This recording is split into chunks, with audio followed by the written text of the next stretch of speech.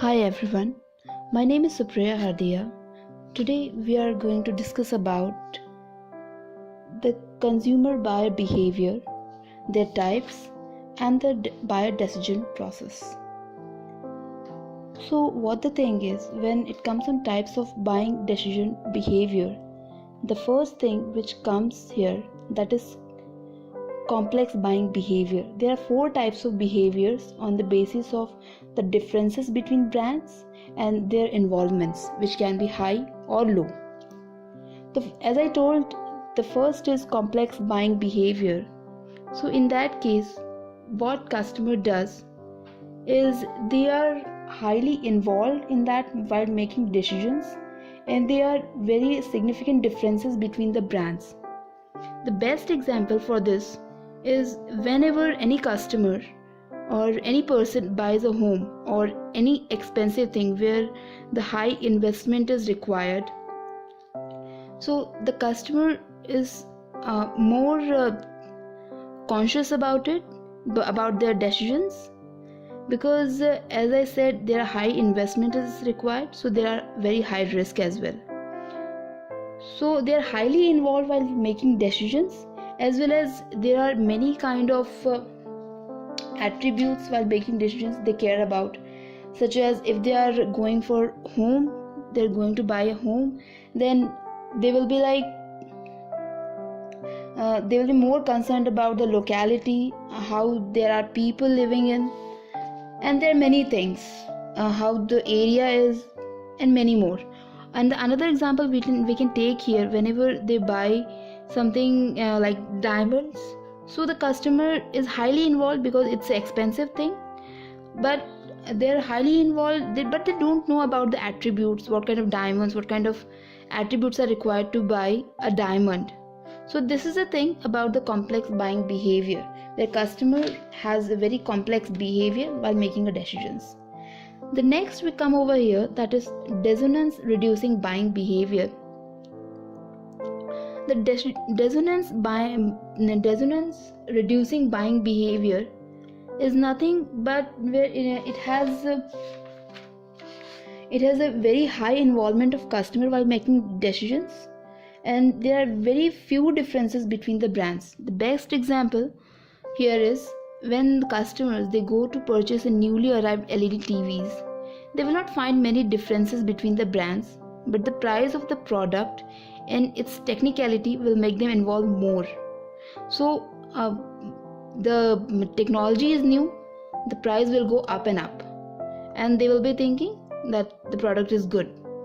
So that's how, because there are other brands like LG, they make LEDs, and there are other local brands who make LEDs, or other, like the best prominent brand is Sony Bravia.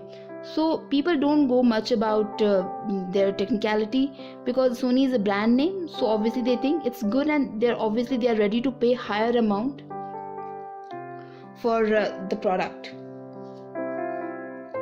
And the third one where it comes is variety seeking buying behavior. So it is a type of buying in which customers are not very loyal to one brand or product and prefers buying different type of products. Here the customers are very frequent brand switcher, but this doesn't necessarily means customers are dissatisfied with product. The cost of switching between two brands is not high, and it also helps buyers to avoid boredom to using same variety. For example, what we can take over here is the FMCG products.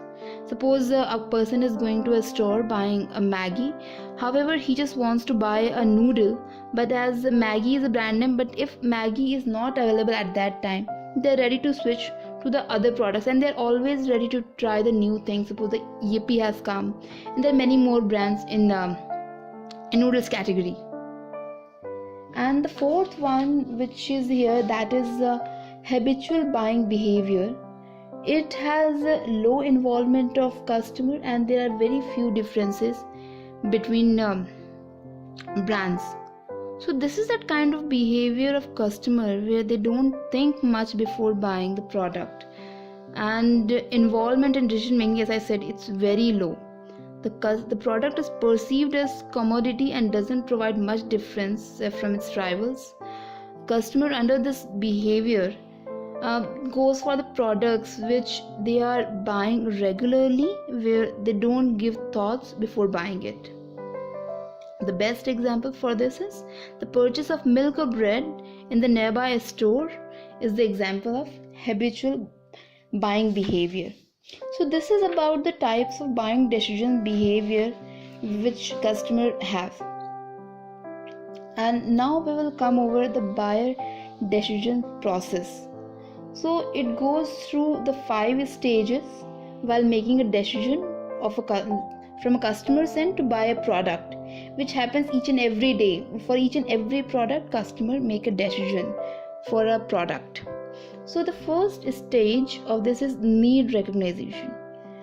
What happens in that? Suppose the best example I want to give in that is, suppose a customer is buying a mobile phone.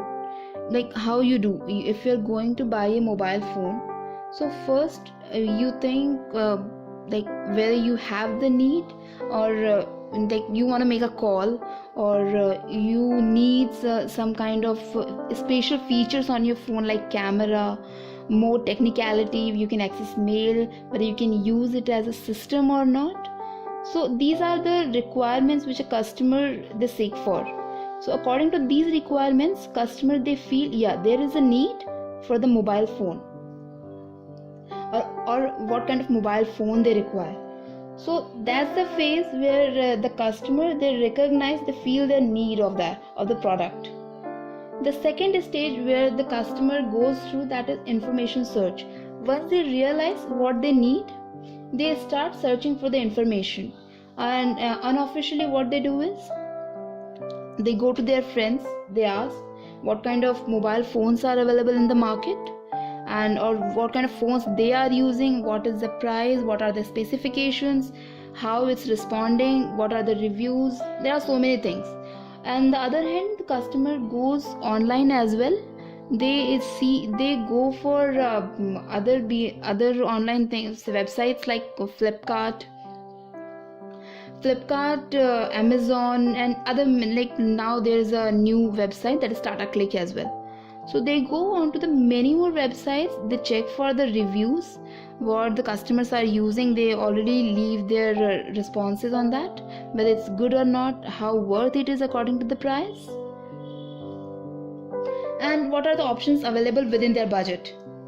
So first of all, like this, they search the information every time, and what they do is and the other way they go to the stores as well. They check the available devices, they just go for the dummy products, they check how it feels and all, what are the specifications, and how will it be worth, how will it be costly, what are the prices and all.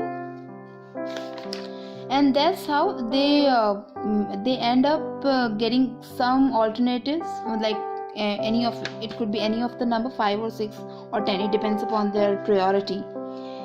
And these now there's a third phase, that is evaluation of alternatives. In the second phase, the customer they got the alternatives while doing the information search. They got to know what kind of products they have to go for within their budget.